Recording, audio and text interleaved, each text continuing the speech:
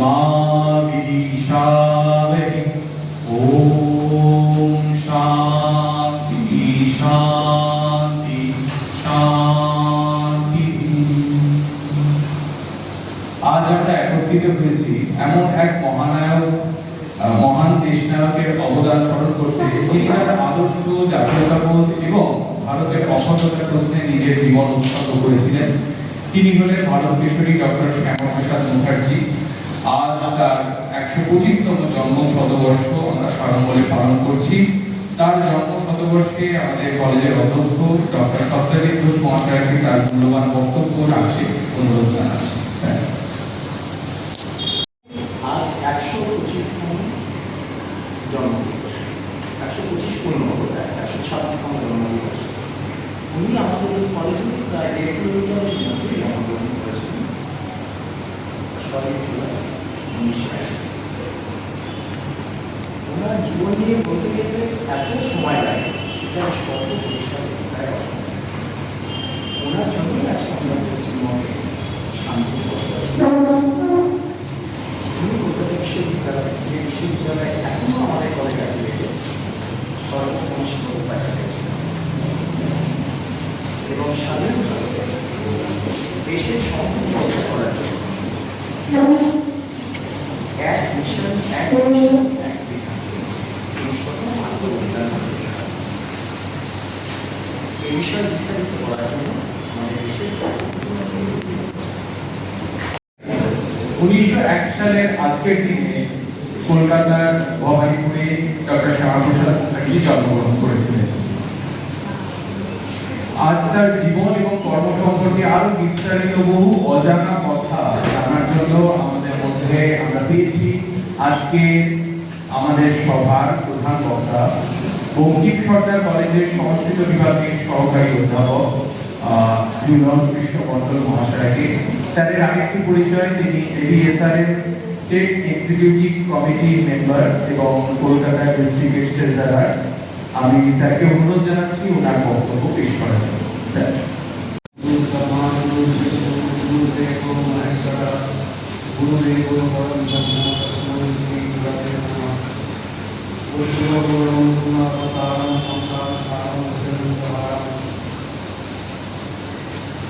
सदा वसंतम हृदयारविंदे भवं भवामि चैतन्यम्। আমরা মঞ্চে পরিচিত লেখক স্যারের প্রতি আমার শ্রদ্ধা জানাই এবং আরও যারা আছেন তাদেরকে আমার যথাযোগ্য আমার শ্রদ্ধা জানাই। আজকে আমরা যে উদ্দেশ্যে এখানে সমবেত হয়েছি সেটা একটা ঐতিহাসিক এই কারণে যে ইতিহাস মানে হচ্ছে ইতিহাস। আমি সংস্কৃতের ছাত্র, তো অনেক সময় আমার মানে উত্তর প্রস্তাব থেকে হয়তো আমি চলে যাব। অর্থাৎ এই রকমই ছিল, অর্থাৎ as it was বা as it is। তো আজ থেকে প্রায় ১২৫ বছর আগে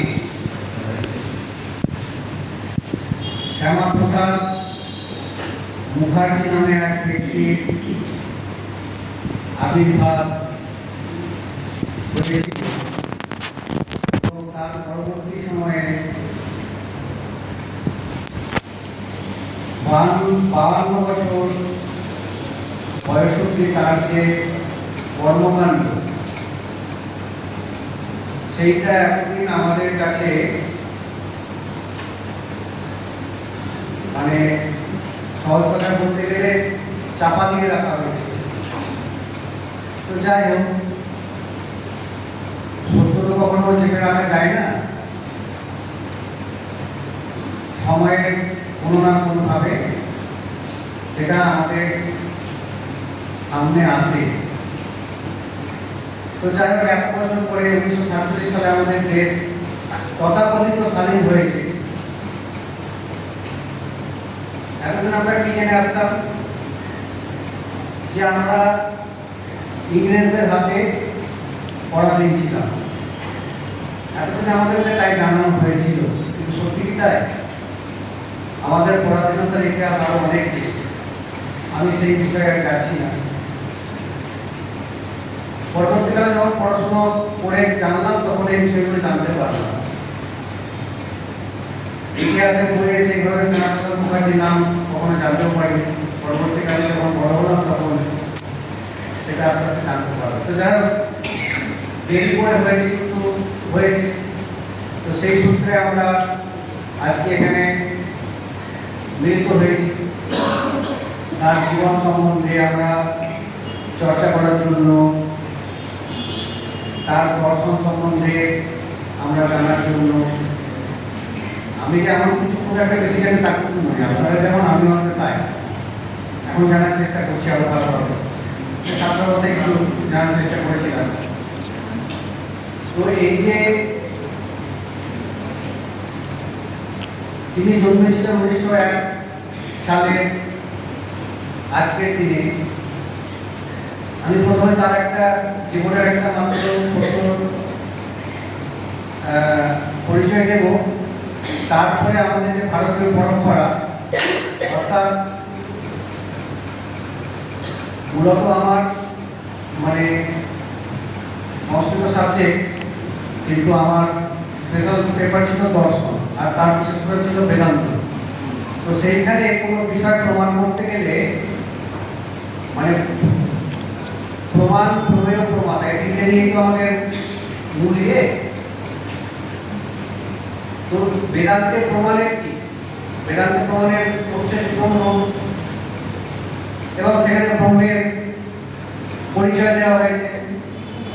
কিন্তু ব্রহ্মকে তো সেইভাবে মানে ইতিবাচক ভাবে তো ব্যাখ্যা করা যায় না, কারণ ব্রহ্ম তো কখনো প্রত্যক্ষ দর্শন হয়, প্রত্যক্ষভাবে তাকে কখনো পাওয়া যায় না। তো সেই জন্য নীতি ক্রমে, অর্থাৎ ব্রহ্ম কি না, ব্রহ্ম এইটা নয়, এই ক্রমে ক্রমে তারপরে সেখানে পৌঁছানো হয়েছে। তো শ্যামাপ্রসাদ মুখার্জি 1901 সালে 6 জুলাই, স্যার এখনই বললেন আমাদের 1 কিলোমিটারের মধ্যে তিনি জন্মেছিলেন আশুতোষ মুখার্জি রোডে, 77 নম্বর। তারপরে তার পড়াশুনো 1917 সালে তিনি ম্যাট্রিকুলেশন পাস করেন। তারপরে 1919 সালে তিনি আইএ পরীক্ষা দেন, সেখানেও পাস করেন। তারপরে তিনি ইংরেজি অনার্স নিয়ে ফার্স্ট ক্লাস ফার্স্ট হন প্রেসিডেন্সি কলেজ থেকে। তারপরে তিনি বাংলা নিয়ে এমএতে ভর্তি হন। তাহলে এখানে সাধারণ প্রশ্ন যাচ্ছে যে তিনি ইংরেজিতে অত ভালোভাবে তিনি ফার্স্ট ক্লাস ফার্স্ট হলেন প্রেসিডেন্সি কলেজের মতো জায়গা থেকে, তারপরে তিনি সেটাকে কন্টিনিউ কেন করলেন না? এর মূলে আমরা তার পিতৃ পরিচয়টা জানি, স্যার আশুতোষ মুখোপাধ্যায়। তার সম্বন্ধে নতুন করে পরিচয় আমাদের দেওয়ার প্রয়োজন নেই। তার প্রেরণাতেই কিন্তু তিনি বাংলা ভাষাকে আরো ভালোভাবে জানতে আগ্রহী হন। কেন হয়েছে সেটা পরে পরে আমরা তার কাজের মাধ্যমে আমরা জানতে পারব। তারপর সেখানে যথারীতি তিনি বাংলাতেও খুব ভালো রেজাল্ট করেছিলেন। তো তার পিতা যেহেতু কলকাতা বিশ্ববিদ্যালয়ে উপাচার্য ছিলেন, এবং শুধু উপাচার্য বলা যায়, মানে সেই সময়ে ইংরেজদের মানে তখন মধ্যগগনে তাদের ক্ষমতা। তো সেই সময় কিন্তু তিনি, আর তখন কিন্তু এই আমাদের যে মাধ্যমিক বা যাবতীয় যে পরীক্ষাগুলো সেগুলো কিন্তু কলকাতা বিশ্ববিদ্যালয়ে কিন্তু কন্ট্রোল করত। তো সেইখানে তিনি একটা অন্যরকম পরিস্থিতি, তখন অটোনমাস ছিল, এখন অটোনমাস আছে, তো তিনি সেটা তৈরি করেছিলেন আশুতোষ মুখার্জি। তো সেই সমস্ত বিষয় বাড়িতে এসে তার বাবা তার ছেলেদের সাথে আলোচনা করতেন। সেইভাবে তিনি বিশ্ববিদ্যালয় সমর্থিত ছিল, তিনি অনেক ছোট বয়স থেকে তার নবগর্ভে ছিল। এরপরে তার পিতা তাকে পাঠালেন আইনের জন্য পড়াশোনা করতে। তো তারপরে তিনি যখন একটি আইনে তিনি হচ্ছে গিয়ে ভালো রেজাল্ট করলেন, এরপরে তাকে পাঠানো হলো বিদেশে ব্যারিস্টারি পড়তে। এখন আমাদের মনে প্রশ্ন যাচ্ছে যে হঠাৎ করে তিনি বিদেশে কেন গেলেন? তিনি তো তারপরে দেখা গেছে আত্মপাত্র তিনি জাতীয়তাবাদী এবং তাকে কোনো একটা বিশেষ অভিনয় ভূষিত করা খুব কঠিন। মানে তিনি কি রাজনৈতিক ব্যক্তিত্ব ছিলেন, নাকি তিনি সামাজিক কোন সংস্কারক বা সামাজিক সমাজসেবক ছিলেন, নাকি তিনি শিক্ষাবিদ ছিলেন? সেই জন্য পুরো অ্যাকচুয়ালি যারা ঐতিহাসিক পুরুষ হন তাদের এরকমই হয়, তাকে কোনো একটা বিশেষ জায়গায় বেঁধে রাখা যায় না, তাদের জীবনটা এরকম ভার্সেটাইলই হয়। তো তিনি বিদেশ থেকে তখন খুব ভালোভাবে ব্যারিস্টারি পড়ে তিনি গেলেন ইংল্যান্ড থেকে। তারপরে তিনি দেশে প্রত্যাবর্তন করলেন। তারপরে তিনি বিশ্ববিদ্যালয়ে ক্রমভাবে নিয়ে সিনেটের সদস্য হলেন, সিন্ডিকেটের সদস্য। নজরুল ইসলামের নাম আমরা সকলেই শুনেছি, বিদ্রোহী কবি। তো তখন ওই তিনি খুব অসুস্থ হয়ে পড়লেন। তখন ওই ফজলুল হক বলে যার নাম আমরা শুনেছি, আর সারা বছর মুখার্জি, তাদের মধ্যে তো একটা কোয়ালিশন হয়েছিল। আর একটা দুর্নাম ছিল সারা বছর মুখার্জি, সেটা হচ্ছে গিয়ে তিনি নাকি মুসলিম লীগের সঙ্গে গাঁটছড়া বেঁধে ক্ষমতার অনেকটাই ছিলেন। এত বলে ওনার নামে অভিযোগ, তিনি এগুলো ছিলেন। কিন্তু তিনি যেগুলো ছিলেন না সেইগুলো আমরা প্রমাণ দিয়ে সেটা দেখবো, তারপরে আমরা তিনি কি আরো কি ছিল সেটা আমরা আসবো। তো তিনি যে সাম্প্রদায়িক ছিলেন না তার একটা উদাহরণ হচ্ছে কাজী নজরুল ইসলাম যখন শয্যাশায়ী, সেই সময়ে যখন তথাকথিত রাজনীতিতে মুসলিমদের প্রচুর প্রভাব প্রতিপত্তি, সেই একটা সময়ে, তখন তো পশ্চিমবাংলা হয়নি, এই বঙ্গপ্রদেশে একজন এত স্বনামধন্য মুসলিম কবি তিনি শয্যাশায়ী, অথচ তার পাশে কাউকে পাওয়া যাচ্ছে না। পাশে পাওয়া মানে অর্থনৈতিকভাবে পাশে পাওয়া, শারীরিকভাবে পাশে পাওয়া, মানসিকভাবে কাছে পাওয়া, কোনোভাবেই তিনি কাউকে পাশে পাচ্ছেন না। তাহলে সমাজের পরিস্থিতি কি ছিল আপনারা ভেবে দেখুন। তখন শ্যামাপ্রসাদ মুখার্জি তার পাশে দাঁড়িয়েছিলেন। তিনি তাকে প্রথমে আর্থিকভাবে সাহায্য করলেন, তার চিকিৎসার সুব্যবস্থা বন্দোবস্ত করলেন। তারপরে তিনি তাকে আমাদের আসানসোলের একটু পরে মধুপুর বলে একটা জায়গা আছে, সেইখানে আগে বিভিন্ন যারা বনেদি যাদের পরিবার তারা ওখানে একটা করে থাকার ব্যবস্থা করতেন, কারণ ওখানকার আবহাওয়া নাকি খুব ভালো ছিল এবং সেখানে গেলে শরীর কিছুদিনের মধ্যেই আবার সুস্থ সবল হয়ে উঠত।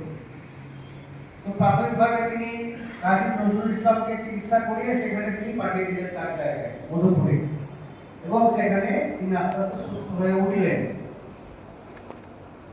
তো সেখান থেকে তারপরে নজরুল ইসলাম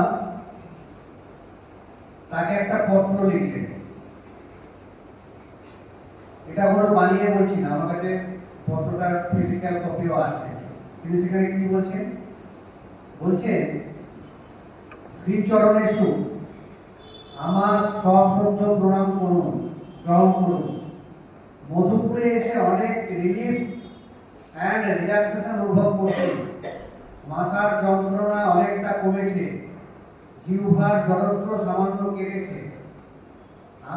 আপনি এত সত্তর আমার ব্যবস্থা না করলে হয়তো কবি মধুসূদনের মতো হাসপাতালে আমার মৃত্যু হতো।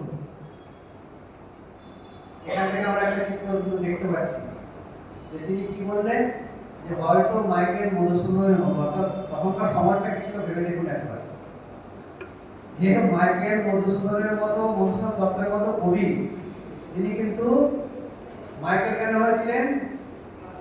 তিনি খ্রিস্ট ধর্ম গ্রহণ করেছিলেন, তখন ইংরেজদের শাসন, তবুও কিন্তু তিনি সেই সাহায্য পাননি।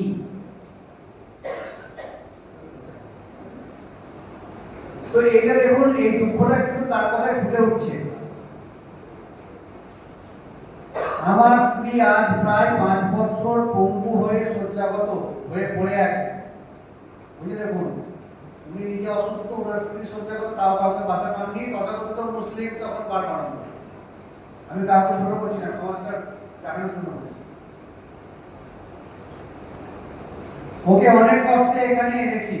ওর অসুখের জন্য এখনো 7,000 টাকা ঋণ আছে। এর মধ্যে মারোয়ারি ও কাবুলিওয়ালাদের ঋণই বেশি। হক সাহেব যখন আমার কাছে এসে কাঁদতে থাকেন যে আমায় রক্ষা করো, মুসলমান ছেলেরা রাস্তায় বেরোতে দিচ্ছে না, আমি তখন মুসলিম লীগের ছাত্র ও তরুণ দলের লিডারদের ডেকে তাদের শান্ত করি। অর্থাৎ তিনি ফজলুল হকের কথা বলছেন। তিনি রাজনৈতিক নেতা, তো তিনি যখন বেরোতে পারছিলেন তখন তিনি তাকে সাহায্য করতেন, সেটা বলছেন। তারপর অ্যাসেম্বলির সময় মুসলমান মেম্বারদের কাছে আমি আবেদন করি, তারা আমার আবেদন শুনলেন। ৭৪ জন মেম্বার হক সাহেবকে সমর্থন করতে রাজি হলেন। নবযুগের সম্পাদনার ভার যখন নিই, তার কিছুদিন আগে ফিল্মের মিউজিক ডিরেকশনের জন্য ৭,০০০ টাকা কন্ট্রাক্ট পায়। তো এই কারণে পুরোটা করছি না। তারপরে হচ্ছে কি, তিনি বললেন যে তারপরে বলছেন, আপনি জানেন হিন্দু মুসলমান ইউনিটির জন্য আমি আজীবন কবিতায় গানে বলতে দেশবাসীকে আবেদন করেছি। সেসব সাহিত্য স্থান পেয়েছে, সে গান বাংলার হাটে হাটে পরিচিত নগরে গীত হয়। এসব বলতে বলতে তিনি বলেছেন যে হক সাহেব একদিন বলেন কিসের টাকা, আমি চুপ করে চলে এলাম। তারপরে তার কাছে যায়নি, অর্থাৎ হক সাহেবের কাছে তিনি টাকা চাইতে গেছিলেন, তিনি যায়নি। সেটাই পরিষ্কার করছেন এখানে। আপনি সেক্রেটারিয়েটে যখন বলেছিলেন ও হয়ে যাবে, তখন থেকে স্থির বিশ্বাসে বসে রইলাম, আমি নিশ্চয়ই টাকা পাবো। এই কোয়ালিশন মিনিস্ট্রির একমাত্র আপনাকে আমি অন্তর থেকে শ্রদ্ধা করি, ভালোবাসি, আর কাউকে নয়। আমি জানি আমরা এই ভারতবর্ষকে পূর্ণ স্বাধীন করব, সেদিন বাঙালির আপনাকে ও সুভাষ বসুকে সকলের আগে মনে পড়বে। আপনারা হবেন এদেশের সত্যকার নায়ক। আমার অন্তরের কৃতজ্ঞতা ও ধন্যবাদ গ্রহণ করবেন। আমি জানি আমি হিন্দু মুসলিম ইকুইটি ফান্ড থেকে আমার ঋণ মুক্তির টাকা পাবো। আপনার কথা কখনো মিথ্যা হবে না। 500 টাকা পেয়েছি, আরো 500 টাকা অনুগ্রহ করে যত শীঘ্র সম্ভব পাঠিয়ে দেবেন। যখন মধুপুরে আসবেন নিয়ে আসবেন। এসব বলে তিনি বললেন যে অনুপরমাণুকে অন্তরে বাইরে মিশে রইল। কি বলছেন দেখুন, আপনার নির্ভীকতা, শৌর্য, সাহস আমার অনুপরমাণুকে অন্তরে বাইরে মিশে রইল। তারপরে কারণটা দেখুন, আমার আনন্দিত প্রণাম পদ্ম শ্রীচরণে গ্রহণ করুন। প্রণত কাজী নজরুল ইসলাম। চিঠিটা অনলাইনে সার্চ করবেন, পেয়ে যাবেন। আগে নজরুল ইসলাম তাকে চিঠি লিখেছিল। একটা কোনো রয়েছে, ওটা কোন সোহরাবুদ্দিন নামে ছিল, সেটি এখন মানে অনেক কর্মবিতর্ক চলেছে। হ্যাঁ, তো সেইখানে দেখুন, সেখানে তিনি যখন বিশ্ববিদ্যালয়ের উপাচার্য হন, তখন তিনি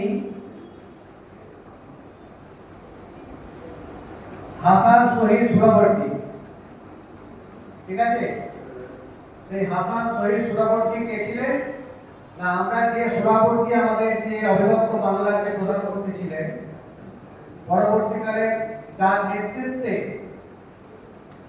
গ্রেট ক্যালকাটা ক্লিনিক সংগঠিত হয়েছিল। এগুলোতে কোনো সাম্প্রদায়িক কথাবার্তা আপনারা নেবেন না, কারণ এটা ইতিহাস, এটাকে জানতে হবে। তারপরে যে যেমন ভাবে নেবেন, কিন্তু যে ঘটনাটা ঘটেছে, আজকে নালন্দা বিশ্ববিদ্যালয়কে দুর্মুষ করে দেওয়া হয়েছে, হাজার হাজার বইকে জ্বালিয়ে দেওয়া হয়েছে, যে জ্বালাক না কেন সেটাকে আমরা জানবো না? ইতিহাস জানতে হবে।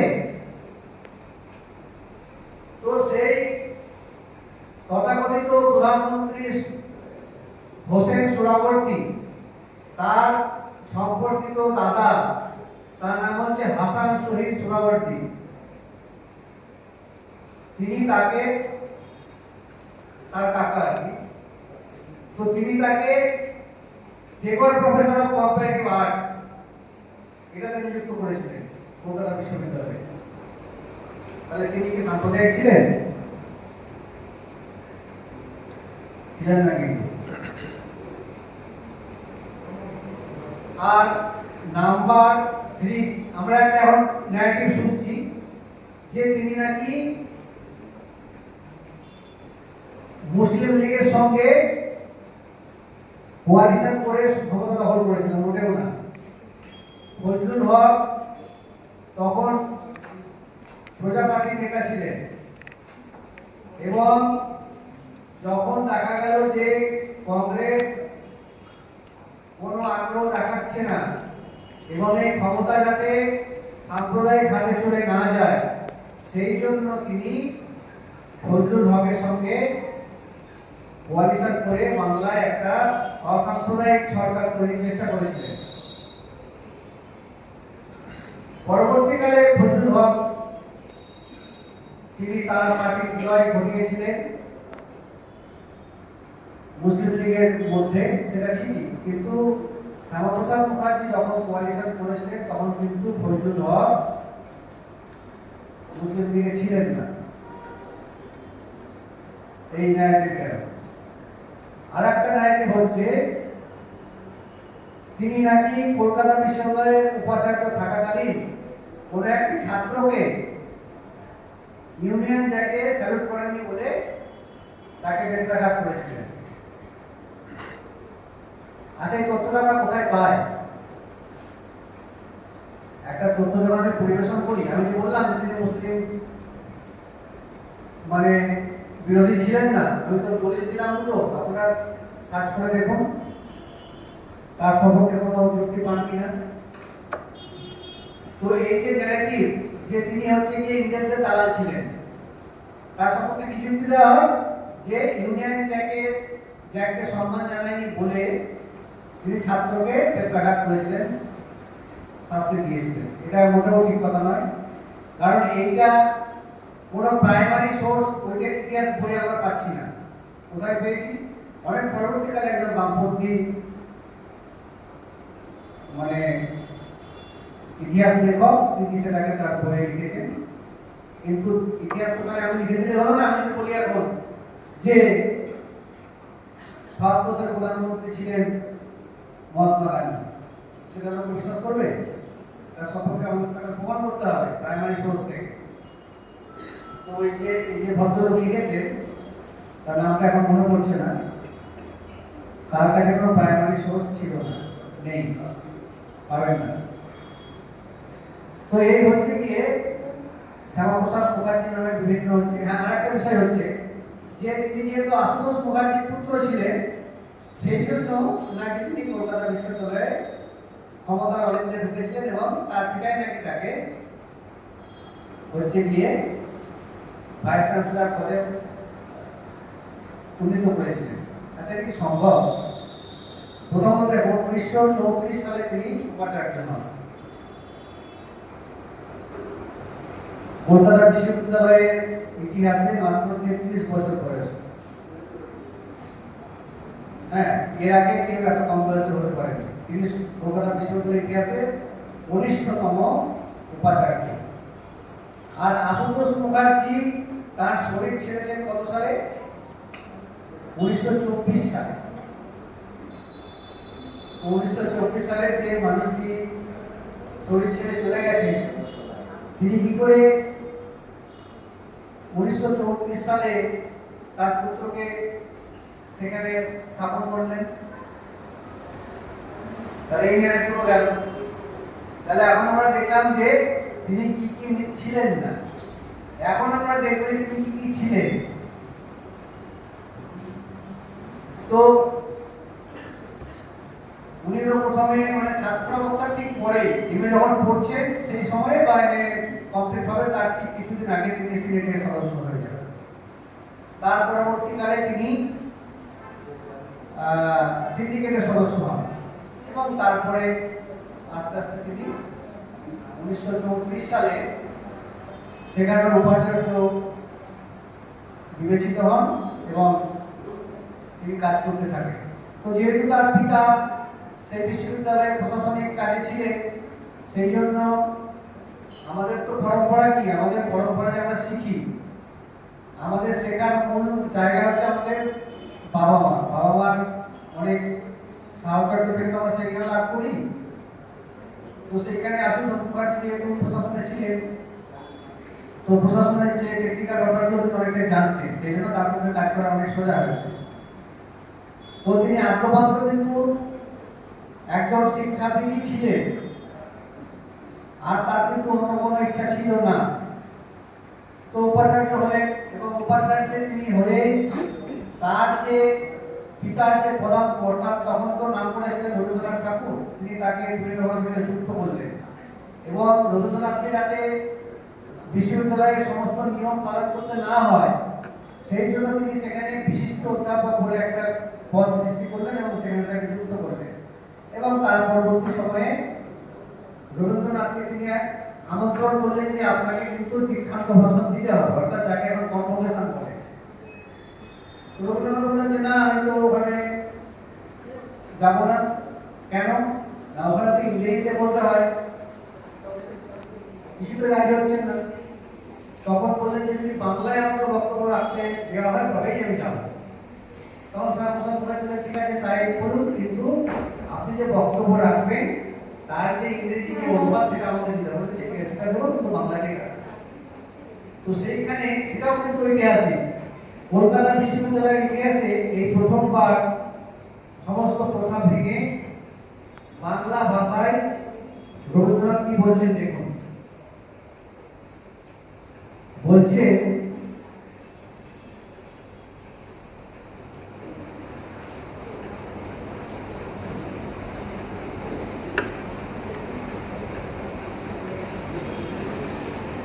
যে পিতৃ নির্দিষ্ট সেই পদকে আজ প্রশস্ত করে দিচ্ছেন তারই সুযোগ্য পুত্র বাংলাদেশের আশীর্বাদন শ্রীযুক্ত শ্যামাপ্রসাদ। বিশ্ববিদ্যালয়ের দীক্ষাপত্র থেকে বঞ্চিত আমার মতো প্রাপ্ত বাংলা লেখককে বিশ্ববিদ্যালয়ের উপাধি দিয়ে আশুতোষ প্রথম রীতি লঙ্ঘন করেছেন। আজ তারই পুত্র সেই প্রাপ্তকেই আজকের দিনের অনুষ্ঠানে বাংলা ভাষায় অভিভাষণ পাঠ করতে নিমন্ত্রণ করে পুনশ্চ সেই রীতির দুটো গ্রন্থি একসঙ্গে যুক্ত করেছেন। এতে বোঝা গেল বাংলাদেশের শিক্ষা জগতে ঋতু পরিবর্তন হয়েছে। পাশ্চাত্য আবহাওয়ার শীতে আড়ষ্ট শাখায় আজ এলো নবপল্লবের উৎসব। চিন্তা করুন, 1934 সালে তিনি ভাইস চ্যান্সেলর হয়েছেন। ইংরেজদের তখন ক্ষমতা রাজত্ব মধ্যগমনে, সেই সময়ে তখন 1901 সালে নিশ্চয়ই ভারতবর্ষের রাজধানী সিলেক্টেড হয়েছে দিল্লি, কিন্তু কলকাতা তখন কিন্তু ইংরেজরা পৌঁছে যাননি সেভাবে। তো সেইখানে দাঁড়িয়ে ইংরেজকে চ্যালেঞ্জ করা কতটা বুকের পাটা লাগে, এবং সেটা তিনি ঘটালেন। আশুতোষকে বলা হতো বাংলার বাঘ, তিনি যথার্থ বাঘের বাচ্চার মধ্যে লাগতেছে। এবং তার যে কাজকর্ম এবং তিনি কতটা নিরপেক্ষ হয়ে কাজ করেছেন দেখুন। যোগ্য ব্যক্তিদেরকে যোগ্যস্থানে তিনি নিয়ে এসেছেন। আচার্য প্রফুল্লচন্দ্র রায় আমরা সবাই জানি, মহান বিজ্ঞানী, অথচ তার আমরা কি উল্লেখ খুব বেশি পাই না? কেন পাই না? এই যে আচার্য নাম কি আছে, আচার্য মানে কি? আচার্য হচ্ছে আমাদের যে সনাতন ধারা, এই সনাতন ধারায় আমাদের তো গুরু শিষ্য পরম্পরা। গুরুকে না কুশব্দস্তান্ধকার কুশব্দস্তম নিরোধকার। গুরু যে পদটি রয়েছে সেই কুশব্দের অর্থ হচ্ছে গু শব্দ চ অন্ধকার, গু শব্দ হচ্ছে অন্ধকার, আর রু তন নিরোধকার। গু শব্দ হচ্ছে সেই অন্ধকার থেকে যিনি আলোর কাছে নিয়ে যান তিনি হচ্ছেন গুরু। শিষ্যটা তীব্র হয়ে যেতে পারে না। আজকাল সবাইকে বলে মহামুখে শিষ্য এইসব সবাই করে, কিন্তু গুরুরও যেমন একটা যোগ্যতা লাগে তেমনি শিষ্যেরও একটা যোগ্যতা লাগে। কারণ গুরুর যে শক্তি সেইটা শিষ্যের মধ্যে সংক্রামিত হয়। তো সেই জন্য এই যে সোনার দামটা কেন বেশি গুরুত্ব? আজকে প্রায় 1.5 লাখ পেরিয়ে গেছে 10 গ্রামের দাম, আরো একটু বেশি। সোনার এখন কি আছে? চকচক করছে, একটু হচ্ছে গিয়ে গোল্ডেন আভা, তার জন্য কি দাম বেশি? নয় তো। কেন বেশি দাম? সোনার দাম বেশি হচ্ছে এইটাই, এই জন্যই যে সোনা কখনো ভস্ম হয়ে যায় না। পৃথিবীর আর যত ধাতু আছে সে একটা হিট অব্দি সে নিতে পারে, তারপরে ভস্ম হয়ে যায়। কিন্তু সোনা একটা এমন ধাতু, তাকে যত আপনি তপ্ত করবে সে তত বেশি নিখাত হবে, কিন্তু ভস্ম হয়ে যাবে। এই জন্য সোনার দাম বেশি। তো সেই জন্য গুরুকেও যেমন যোগ্য হতে হয়। কি জন্য যোগ্য হতে হয়? কারণ তাকে সব হজম করতে হয়। সোনা যেমন সমস্ত তাপটাকে হজম করে নিতে পারে বলে তার একটা দাম। তো সেই রকম গুরুকে হজম করতে কি হজম করতে হয়? এই যে গুরু শিষ্যের যখন মানে দীক্ষা হয় তখন কি হয়? একটা এক্সচেঞ্জ হয়, দেওয়া নেওয়া হয়। কি এক্সচেঞ্জ হয়? না গুরু সমস্ত যে শিষ্যের সমস্ত যে খারাপটা সেটা গুরু নিয়ে নেন, আর গুরুর যে ভালো শক্তি সেটা শিষ্যের মধ্যে সঞ্চারিত হয়।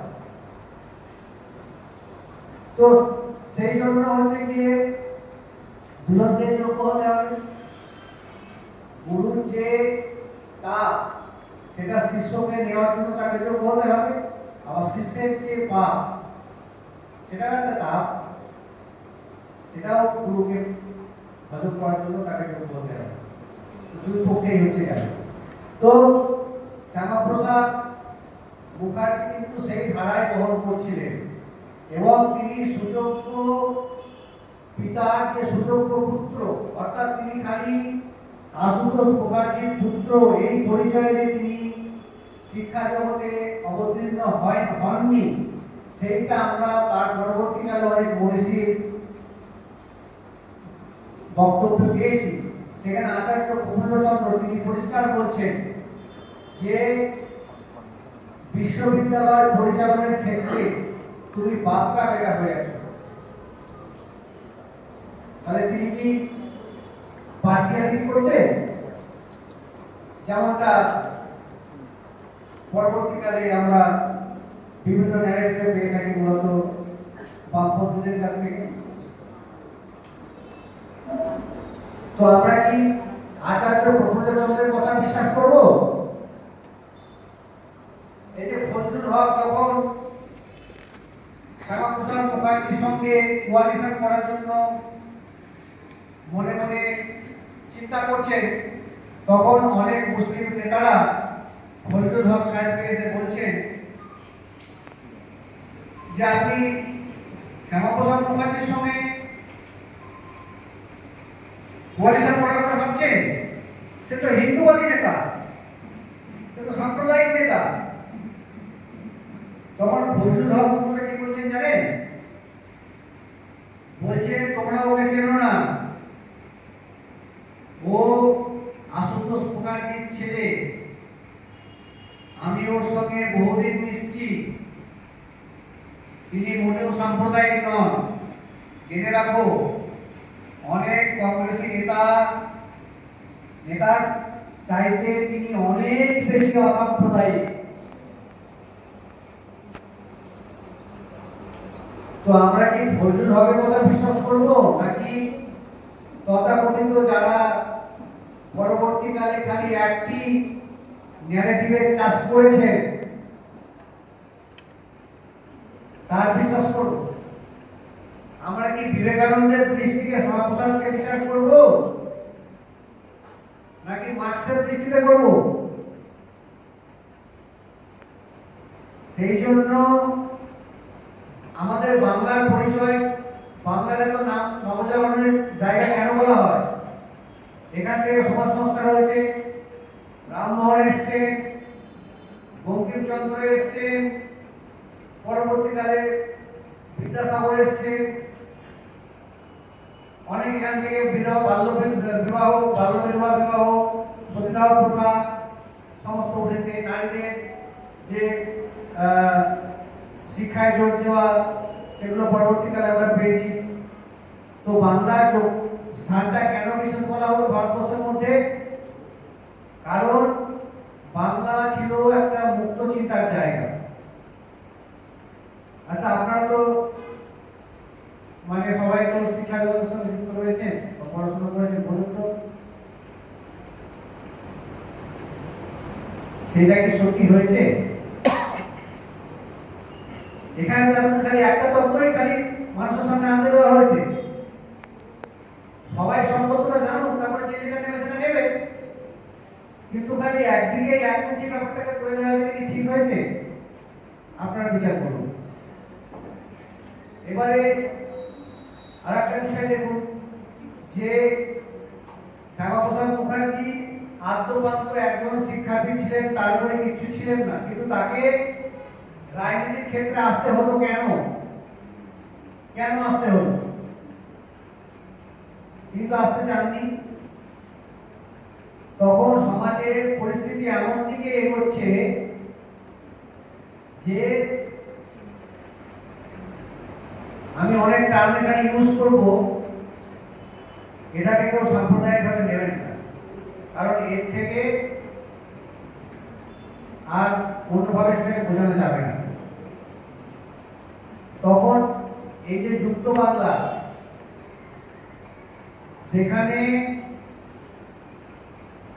বাঙালি বলতে আমরা কি বুঝি? পরবর্তীকালে আমাদের তো ভেতরে বীজ ঢুকিয়ে দেওয়া হয়েছে যে বাংলায় বলতে পারলে সে বাঙালি। সত্যি কি তাই? আপনারা বিচার করবেন। আর এই বাঙালির মধ্যে দুটো ভাগ ছিল, সেটা হচ্ছে গিয়ে হিন্দু বাঙালি আর মুসলিম বাঙালি। হলো তো তখন সেই সময়ে দেখতে গেলে এই যে বাংলা প্রদেশ ছিল, সেই বাংলা প্রদেশে টোটাল যদি রাখা যায় তাহলে 45% মতো এরকম হিন্দু বাঙালি ছিল, আর বাকিটা মুসলিম। তো তখন হচ্ছে গিয়ে ব্রিটিশরা ছেড়ে যাওয়ার আগে চেষ্টা করছে কিভাবে ভারতবর্ষকে দুর্বল করে দেওয়া যায়, কারণ এর আগে 42 সাল চলে গেছে, তাতে তারা জর্জরিত দ্বিতীয় বিশ্বযুদ্ধে। সবাই তো ভারতবর্ষকে লুট করেছে, আর কিছু করেনি, যত করেছে লুট করে নিয়ে গেছে। তখন তারা কি ফন্দি আটলো?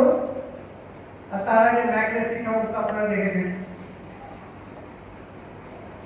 মানে ইচ্ছে করে ম্যাকের মাধ্যমে আমাদের যে প্রাচীন ধারা ছিল, অর্থাৎ শিক্ষা ক্ষেত্রে একটা সার্বভৌমত্ব ছিল, সবাইকে সঙ্গে জানতে দেওয়া হতো। তারপরে যেদিন শ্যামাপ্রসাদ মুখার্জি অ্যাকচুয়ালি তারই পূজারী ছিলেন। আমাদের যে ইন্টেলেকচুয়াল যে সোভার্নিটি, সেটার তিনি প্রবক্তা ছিলেন। সেই জন্য তিনি তো বরগুনা বিশ্ববিদ্যালয়ে ইসলামিক হিস্ট্রির মতো বিষয়কে তিনি ইনক্লুড করেছিলেন। তাহলে তিনি কোথায় সাম্প্রদায়িক ছিলেন? তার উপাচার্য থাকাকালীন তিনি ইসলামিক হিস্ট্রিকে কলকাতা বিশ্ববিদ্যালয়ে ইন্ট্রোডিউস করেছিলেন। তো তাকে কি সাম্প্রদায়িক বলা যায়? তো তিনি কিন্তু আমাদের যে ভারতের যে শিক্ষা ব্যবস্থা সেইটা ইংরেজরা কি চেয়েছিল, ম্যাকলেকে কেন নিয়ে আসা হলো? ম্যাকলেকে নিয়ে আসা হলো এই কারণে যে তারা তো বিলক্ষণ জানতে পারলো যে এখানে কিন্তু মেধা আছে, তারা প্রকট মেধার অধিকারী। কারণ আমরা যদি প্রাচীনকালে যদি আমরা দেখি, আমাদের সিভিলাইজেশন তো আজকের নয়, অনেক পুরনো। এবং বৈদিক যুগ যদি আমরা দেখি, বেদের সময়কালে কোন শিশুদের পরম্পরা, সেখানে ধ্যানস্থ হয়ে তিনি বেদ অনর্গল করে চলেছেন, ঘন্টার পর ঘন্টা, কোনো কিছু দেখছেন না, কিছু না, ধ্যানস্থ হয়ে। এবং সেটাকে শুনে কিন্তু শিষ্যরা সেটাকে আবার গ্রহণ করে চলেছে। এবং মেধা, স্বামী বিবেকানন্দ, তিনি এত তার মেধার এমন বুদ্ধি যে তিনি এই বইখানি উল্টাচ্ছেন, হয়ে যাচ্ছে, বুঝলেন তো? তো ইংরেজরা কিন্তু সেটা লক্ষ্য করেছিল যে এতে কিন্তু মেধা আছে প্রচুর, এবং সেই মেধাটাকে চ্যানেলাইজ করতে হবে। সেটা কিভাবে সম্ভব? সেটা সম্ভব হচ্ছে একমাত্র কারণ এরা কিন্তু পড়াশোনা স্বীকার করছে না, তাহলে এদেরকে একটা কৌশলের মাধ্যমে করতে হবে। তখন ম্যাকলেকে ইন্ট্রোডিউস করা হবে যে ইন্ডিয়াকে একটা ইন্টেলেকচুয়াল একটা পেরিফেরিতে তৈরি করার চেষ্টা হবে। আপনি লক্ষ্য করুন, আজ অব্দি ভালো ভালো স্টুডেন্ট কজন ইন্ডিয়াতে রয়েছে, ওরা ওখানে খালি স্কলারশিপের ব্যবস্থা করবে। এখান থেকে আজকে 95% মেধাবী ছাত্রছাত্রী সব বিদেশে চলে যাচ্ছে, আর চলে যে গেল আর আসবে।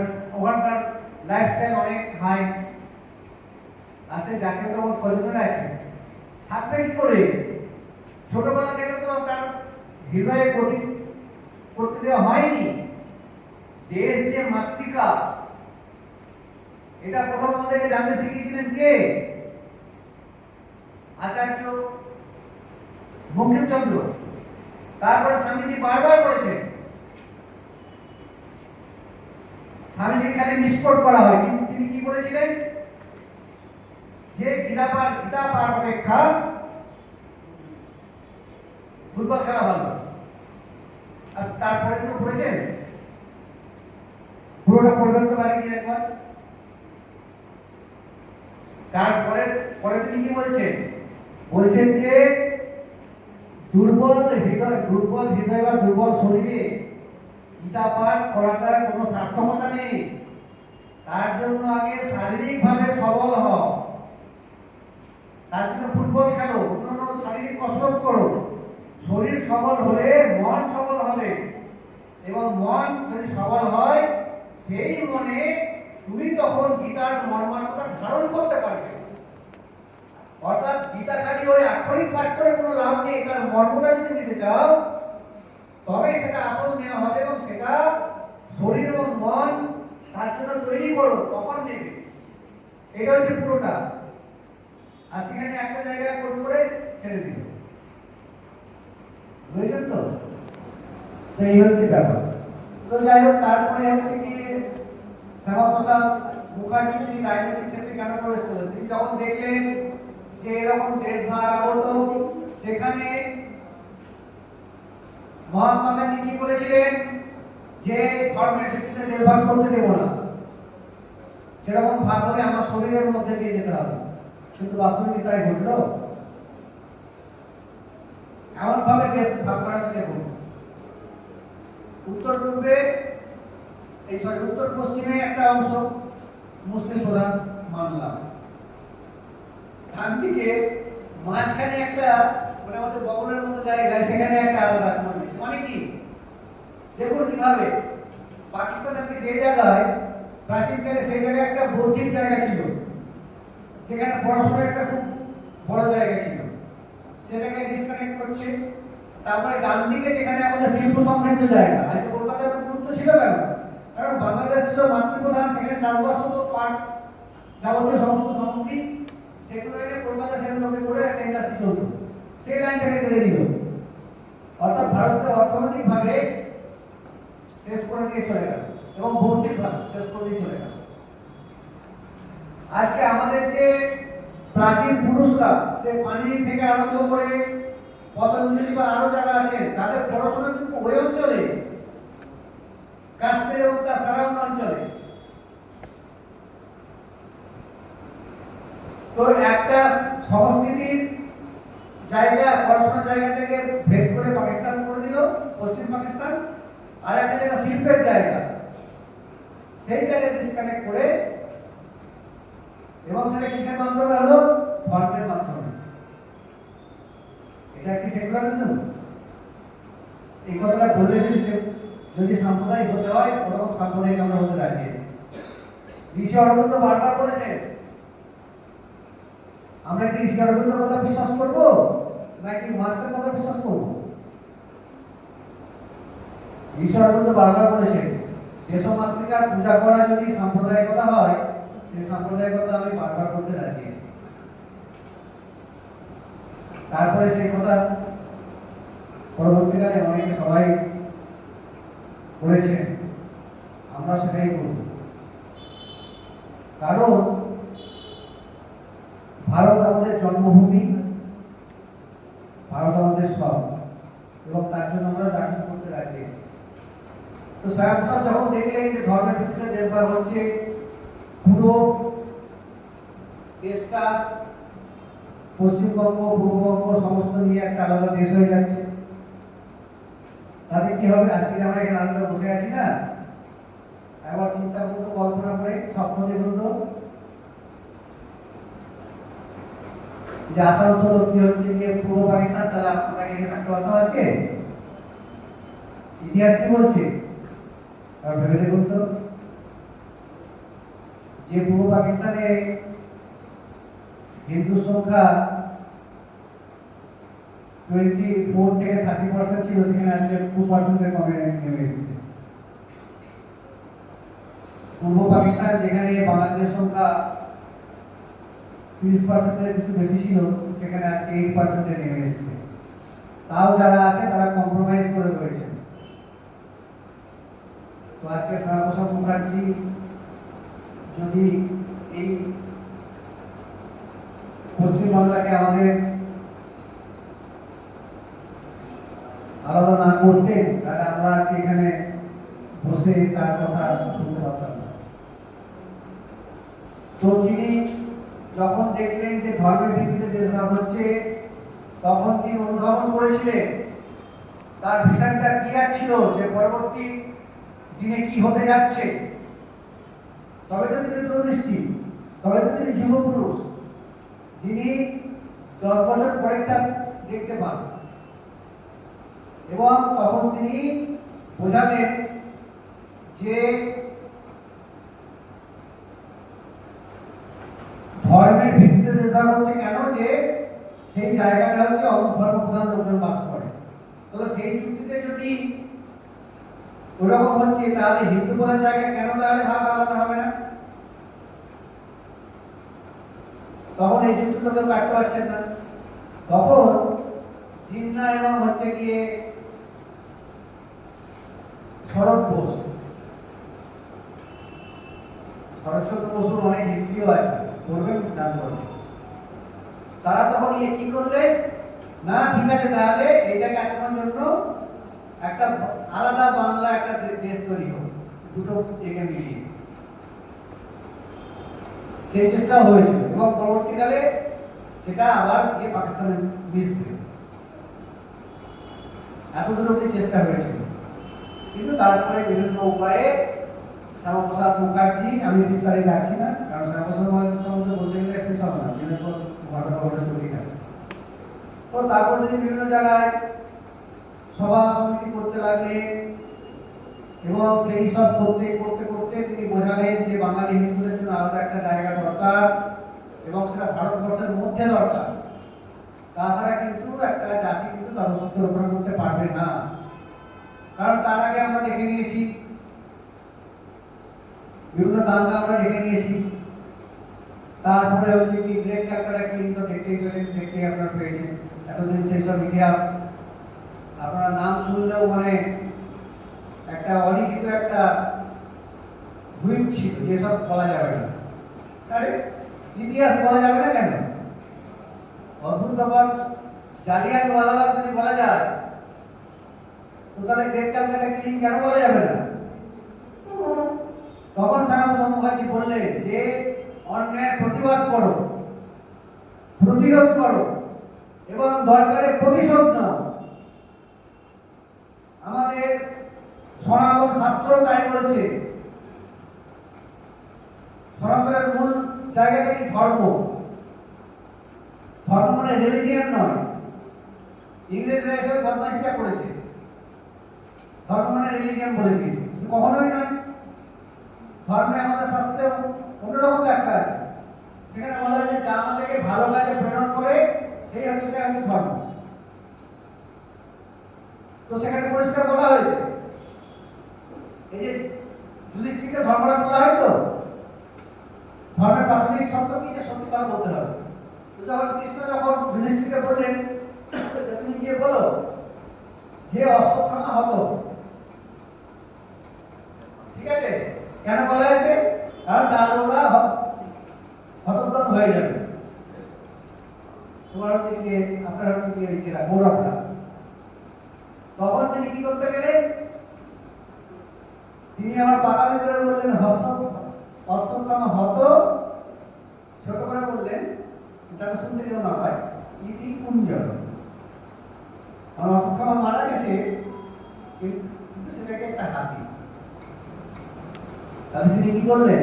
আরে শ্রীকৃষ্ণ তুমি হচ্ছে পুরুষোত্তম, তার উপরে তিনি আবার পাকামি করতে গেলেন। সেই জন্য পরে তিনি প্রচুর ভর্সনা করেছিলেন যুধিষ্ঠিরকে, যে তুমি ধর্মরাজ ধর্ম করছো। যখন ভরা সভায় দ্রৌপদীর বস্ত্রহরণ হচ্ছিল, তখন তোমার ধর্ম কোথায় ছিল? কোথায় ছিল তোমার ধর্ম? তো সেই জন্য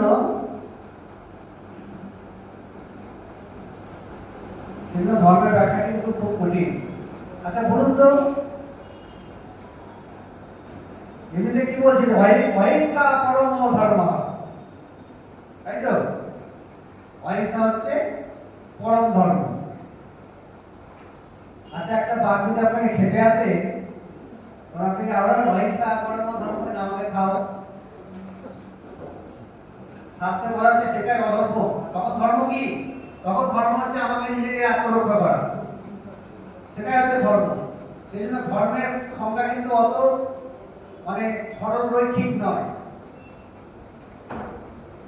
তো সেই জন্য যখন দেখছি যে অন্যায় আমাকে কাটতে আসছে, তখন বলবো অহিংসা পরম ধর্ম, আমাকে কাটো। সেই জন্য শ্যামাপ্রসাদ মুখার্জি যেটা বলেছেন সেটা ধর্মের সংজ্ঞাই দিয়েছে।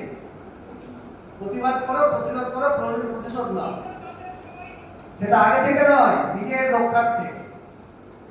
এবং তখন তিনি বিভিন্নভাবে সারা পশ্চিমবাংলায়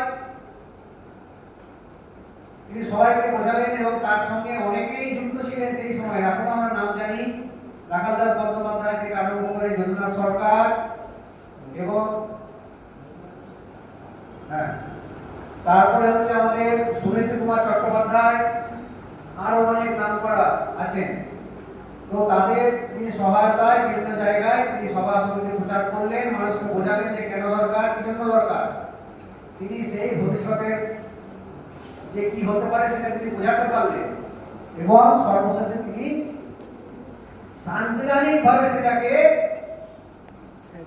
প্রয়োগ করলেন এবং সেখানে 54 এবং ওদিকে বোধহয় 24 সেই ভোটে আমাদের যে প্রাদেশিক আইনসভা, সেখানে সাংবিধানিক প্রক্রিয়াতেই কিন্তু সম্ভব হলো এবং আমরা বাধ্যযুক্ত হলাম।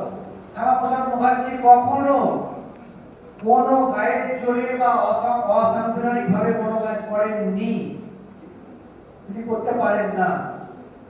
তারপর ভারত স্বাধীন হলো এবং ভারত স্বাধীন হওয়ার পরে তিনি নিজে যাননি, মহাত্মা গান্ধীর অনুরোধে তিনি প্রথম যে মন্ত্রিসভা, সেখানে তিনি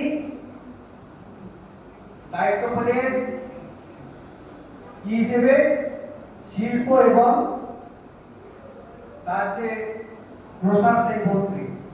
এবং তার হাত ধরে চিত্তরঞ্জন লোকোমোটিভ, ওদিকে বিহারের সার কারখানা, এদিকে আজকের যে হিন্দুস্তান অ্যারোনটিক লিমিটেড, তখন অন্য নাম ছিল, সেইগুলো তিনি গঠনে তার অনেক ভূমিকা রেখেছেন। এবং পরবর্তীকালে তিনি মন্ত্রিসভা ত্যাগ করলেন। কি কারণে? না, লিয়াকত আলী এবং পাকিস্তানের যে প্রধানমন্ত্রী লিয়াকত আলী এবং জওহরলাল নেহরুর মধ্যে একটা সন্ধি চুক্তি হলো। হ্যাঁ, সেই সন্ধিটা আসলে হওয়ার কথা ছিল যে হিন্দু মুসলিমের এক্সচেঞ্জ, মানে পাকিস্তানে যত মুসলিম হিন্দু হয় তাদেরকে নিয়ে নেবো আমরা, আর আমাদের যারা মুসলিম তাদেরকে নিয়ে নেবো ওরা। কিন্তু হয়ে গেল উল্টো, খালি হিন্দুদেরকে নেবে, মুসলিমদেরকে আমরা পাঠাবো, তাহলে আমাদের তো জনবিন্যাস তো হয়ে গেল। সেই কারণে তো সেই প্রতিবাদে তিনি মন্ত্রিসভা থেকে পদত্যাগ করলেন এবং পরবর্তীকালে তিনি জনসংঘ নামে তার যে রাজনৈতিক দল, সংঘের সঙ্গে গোলবালকার সঙ্গে তাদের সঙ্গে মিলিত হয়ে গঠন করলেন। আমি আর বিস্তারে যাচ্ছি না। এবং প্রথম কালে তিনি 3টি আসন পেলেন এবং দক্ষিণ কলকাতা থেকে তিনি নির্বাচিত হয়ে সেখানে গেলেন এবং তিনি মাত্র 3টি সিট, কিন্তু লোকসভার বিরোধী 30 শেষ কথা। এবং তিনি সেখানে পরবর্তীকালে দেখা গেল যে শেখ আব্দুল্লাহর সঙ্গে তিনি ষড়যন্ত্রই করল, পাকিস্তানকে একটা আলাদা দেশের মধ্যে একটা আলাদা দেশে পরিণত করলেন। সেখানকার জন্য আলাদা সংবিধান, সেখানকার জন্য আলাদা পতাকা, সেখানকার জন্য আলাদা প্রধানমন্ত্রী। অদ্ভুত ব্যাপার, ভারতের একটা অঙ্গরাজ্য, তার প্রধানমন্ত্রী, তার আলাদা পতাকা, তার আলাদা সংবিধান, এবং সেখানে যেতে গেলে নাকি পারমিশন দিতে হবে স্বরাষ্ট্র মন্ত্রকের কাছ থেকে। তিনি তার প্রতিবাদ করলেন এবং সেখানে তিনি সেই আইনকে অমান্য করে তিনি সেখানে যাচ্ছেন। তাকে কিন্তু কোনো জায়গায় বাধা দেওয়া হলো না, তাকে ইচ্ছে করেই জম্মু কাশ্মীরে ঢুকতে দেওয়া হলো। তারপরে সেখানে ঢোকার তার সঙ্গে তখন ছিলেন অটল বিহারী বাজপেয়ী ছিলেন, তখন তিনি কোনো একটা পত্রিকার সাংবাদিক হিসেবে গেছিলেন। তো যখন তিনি সেখানে প্রবেশ করলেন তখন বাজপেয়ী বলছেন যে না, আমি আপনার সঙ্গে যাব। তখন তিনি তাকে বোঝালেন যে না, তুমি আমার সঙ্গে যেও না, আমি জানি আমি এখানে এসেছি, আমার এখানে মৃত্যু অবধারিত, কিন্তু তুমি গিয়ে ভারতবর্ষের লোকজনকে জানাও যে আমি কি জন্য এখানে এসেছি। কারণ একই দেশের মধ্যে আর একটা ব্যবস্থা মেনে নেওয়া যায় না। কাশ্মীর আমাদের অবিচ্ছেদ্য অঙ্গ, সেইটা তুমি অন্যদেরকে জানাও। তখন তিনি বাজপেয়ী ওখান থেকে ফিরে এলেন। তারপরে ঘটনা তো আমরা সবাই কম বিস্তর জানি। তাকে অ্যারেস্ট করে নিয়ে যাওয়া হলো এবং রাখা হলো একটা এমন জায়গায়, মানে মূল যে শহর সেখান থেকে অন্তত 20-25 কিলোমিটার পাহাড়ের উপরে একটা ছোট্ট জায়গায় 10x12 একটা ঘরে তাকে হাউস অ্যারেস্ট করে রাখা হলো। ইচ্ছে করে করা হলো, কারণ তিনি হাই ব্লাড প্রেসারের রোগী ছিলেন এবং হাই ব্লাড প্রেসারের রোগীদের কি হয়, যত উপরের দিকে পাহাড় দিয়ে যাবে তত তাদের শারীরিক কষ্ট হবে এবং তার সঙ্গে কোনো যোগাযোগ কাউকে করতে দেওয়া হলো না। সেখানে প্রায় ওরকম ভাবে 2 মাস ওরকম চলল। আচ্ছা, কাউকে যদি অ্যারেস্ট করে তখন তার নিয়ম কি? তাকে তো কোর্টে তো প্রডিউস করবে, কিচ্ছু করা হলো না। কেন? কারণ নেহেরু তখন ভারতবর্ষে ছিলেন না, তিনি চলে গেছেন ইংল্যান্ডে। তখন থেকে রানী ভিক্টোরিয়া তার যে সেরেমনি হচ্ছে সেখানে যোগ দিলেন, সেই জন্য ওখানে তাকে বন্দি করে রাখা হলো। কারণ নেহেরু তো অ্যাকচুয়ালি কনফিডেন্সের অভাবে ভুগতেন। তখন দেখা হলো, ওনার মনে সেটা শঙ্কা হলো যে একে যদি ছেড়ে রাখা হয় তাহলে আমার অবর্তমানে 2 মাস পর অনেক সময় রাজনৈতিক পরিবর্তন করে দিতে পারে। সেই জন্য তাকে সেখানে বন্দি করে রাখা হলো। তারপর তার শরীর খারাপ হলো, তো সেখানে যে তিনি তার নিজস্ব চিকিৎসকের সঙ্গে পরামর্শ করতে চাইলেন, তাকে দেওয়া হলো না। এবং যখন তার আরো অনেক অবনতি হলো শরীরের, বুকে রাখা আরম্ভ হলো। তখন তাকে হাঁটিয়ে হাঁটিয়ে 3-4 কিলোমিটার নিয়ে এসে তারপরে একটা ট্যাক্সিতে করে নিয়ে যাওয়া হলো সরকারি হাসপাতালে। তারপরে সেখানে তিনি চিকিৎসায় ভালোই ছিলেন, অনেকের সঙ্গে কথা বলেছিলেন। তারপরে একটা ডাক্তার হঠাৎ করে তিনি চিৎকার করতে আরম্ভ করলেন যে আমার সারা শরীর পুড়ে যাচ্ছে, খুব জ্বালা করছে। তারপরে রাত্রি 2-2:30টার সময় তিনি শেষ নিঃশ্বাস ত্যাগ করেন। তো এই হচ্ছে তার পরিচয়।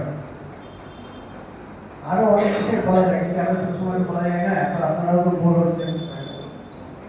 শ্যামসাদ মুখার্জিকে জানতে গেলে মানে তার জীবনটা সত্যি মানে আমাদের একটা জীবন লেগে যাবে তাকে ঠিকভাবে জানতে গেলে, তাকে ঠিকভাবে বিচার করতে গেলে। যাই হোক, এখন এতদিন পরে আমরা একটা মানে কি বলবো, ইন্টেলেকচুয়ালি একটা মুক্ত জায়গা থেকে আমরা এগুলো চেষ্টা করছি। সেই জন্য সবাই পড়ুক, জানুক, সবার মতামতই জানুক। আমরা স্বামীজিকেও জানবো, আমরা মার্ক্সকেও জানবো, আমরা হচ্ছে কি সক্রেটিসকেও জানবো, সবাইকেই জানবো। কিন্তু এতদিন সব একমুখী হয়ে এসেছে। জাতীয়তাবাদী কাউকে জানতে দেওয়া হবে না। অদ্ভুত ব্যাপার।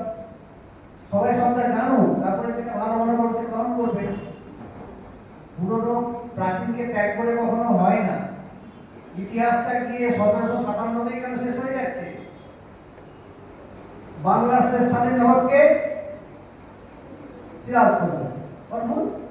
বাংলার শেষ স্বাধীন রাজাকে শশাঙ্ক। সেটা আমরা কেন জানবো না? কেন জানতে দেওয়া হবে না? আর এরকম করতে দেওয়া হবে না। কিন্তু সবাই আসল ইতিহাসটা জানুক, তারপরে সে তার মতো নিজেকে বিচার করুক, মনস্তত্ত্ব তার মতো তৈরি করুক। শ্যামাপ্রসাদ মুখার্জি আমাদেরকে আজকের দিনে এই সৌভাগ্য দিয়েছেন যে আমরা তার কথা এখানে নির্ভর করতে পারছি।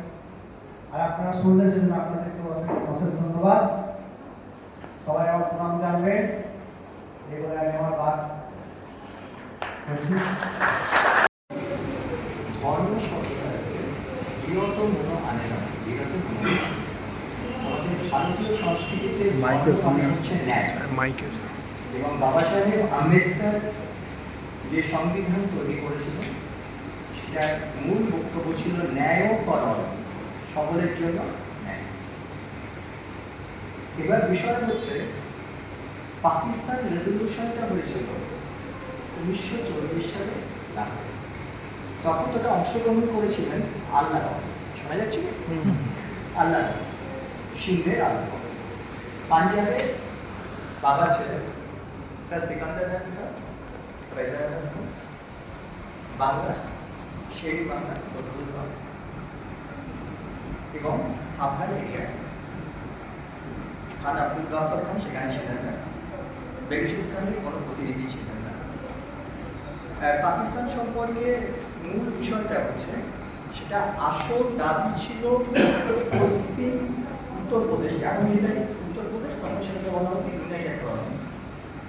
পশ্চিম ভারতের একটা বিশেষ অংশে আগ্রার কাছাকাছি খান বাহাদুর, তাদের মনে হয়েছিল তারা বহুদিন ধরে যে বিশেষ সুবিধা ভোগ করছেন, স্বাধীন হয়ে গেলে হয়তো সে সুবিধাটা ভোগ করতে পারে।